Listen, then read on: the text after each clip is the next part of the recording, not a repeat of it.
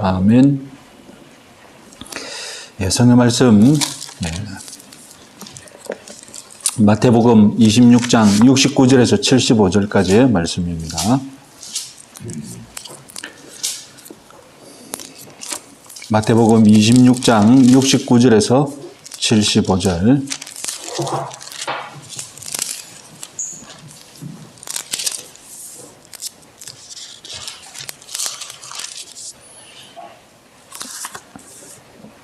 같이 읽겠습니다.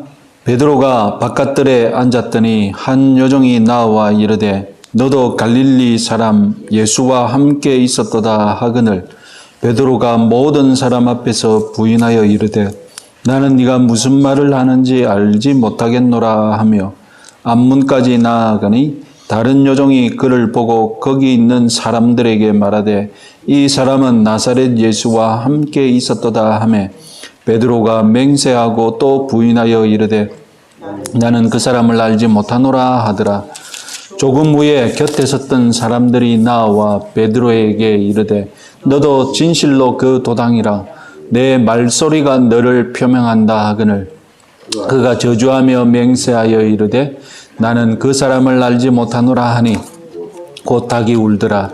이에 베드로가 예수의 말씀에 닭 울기 전에 3번 나를 부인하리라 하심이 생각나서 밖에 나가서 심히 통곡하니라.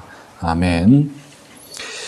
베드로가 예수님을 3번이나 부인한다는 사건, 이미 겟세마네 동산으로 오는 길에 예고되었었죠. 오늘 본문은 어떻게 실현되었는지 자세히 이야기합니다.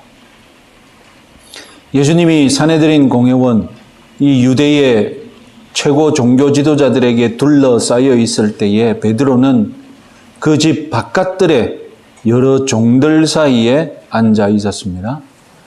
아무도 모르게 무사히 앉아 있을 것이라고 판단했겠죠. 밤 추위를 대비해서 종들이 이 불을 피웠고 밝은 불빛이 숨겨진 베드로의 얼굴을 드러내고 말았습니다. 예기치 못한 음성이 들렸습니다. 너도 갈릴리 사람 예수와 함께 있었도다. 베드로가 예수님과 동행하고 있었던 것을 목격했던 여종이 베드로를 위협했던 것입니다. 베드로는 주변에 있는 사람들이 다 들을 수 있도록 일부러 그들을 향하여서 외쳤습니다. 나는 네가 무슨 말을 하는 것인지 알지 못하겠다.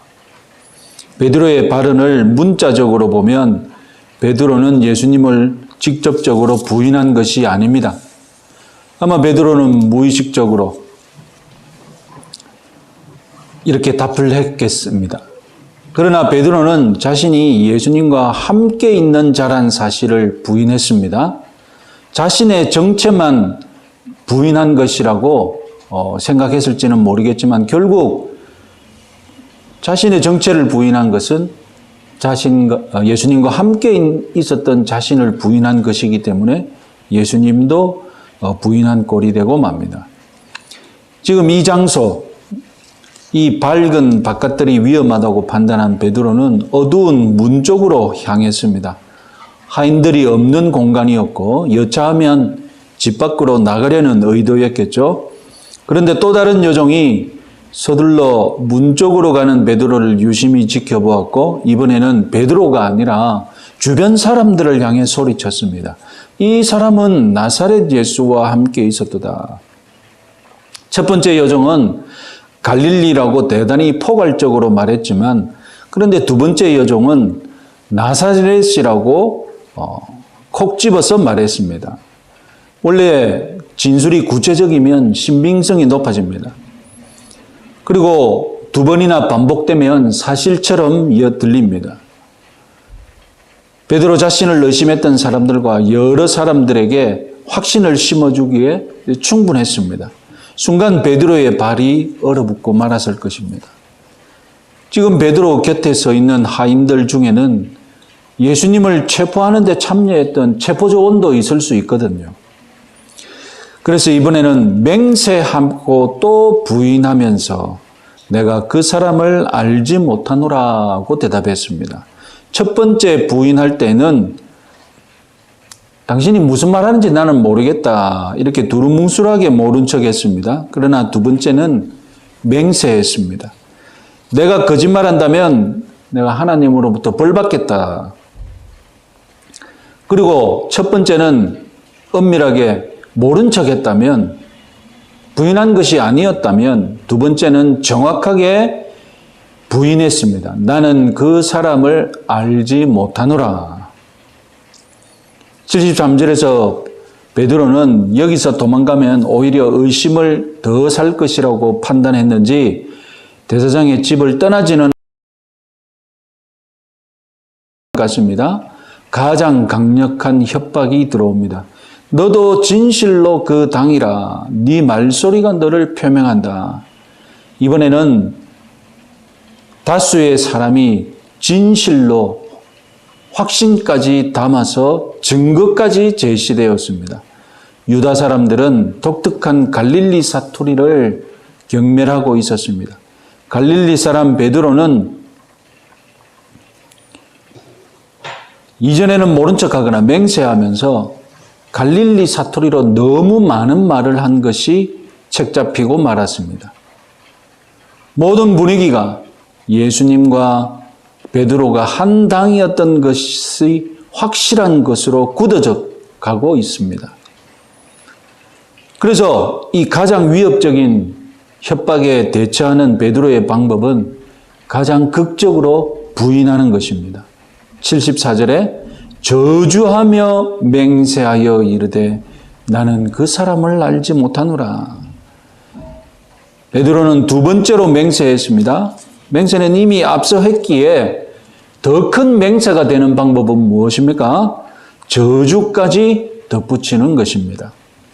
만일 자기가 예수라는 이름을 안다면 내가 하나님의 저주를 받을 것이라고 저주의 맹세를 덧붙였던 것입니다. 그러니까 첫 번째, 두 번째, 세 번째 고발이 점점 더 협박적이고 더 완벽해지자 베드로도 첫 번째, 두 번째, 세 번째 점차적으로 더 강하게 부인하게 된 것입니다. 그러자 곧 닭이 울었습니다. 순간 베드로는 여태까지 잠시 잊고 있었던 예수님의 예고가 떠올랐습니다. 75절에 이에 베드로가 예수의 말씀에 닭 울기 전에 네가 3번 나를 부인하리라 하심이 생각나서 밖에 나가서 심히 통곡하니라. 사실 우리는 베드로를 욕하지 못합니다. 베드로처럼 주님을 버리지 않겠다고 결심하신 분이 있습니까? 결심하실 수 있는 분이 있습니까? 예수님을 뒤따르는 일로 우리가 직장이나 그리고 가정에서나 어디에서든 우리가 정말로 예수님에 대한 충성을 끝까지 지킬 수 있겠습니까? 우리가 베드로의 자리에 있었더라면 우리도 똑같이 부인하고 말았을 것입니다. 베드로는 점점 강하게 부인했지만 어쩌면 나라면 처음부터 저주하고 맹세하며 예수님을 부인했을지도 모릅니다.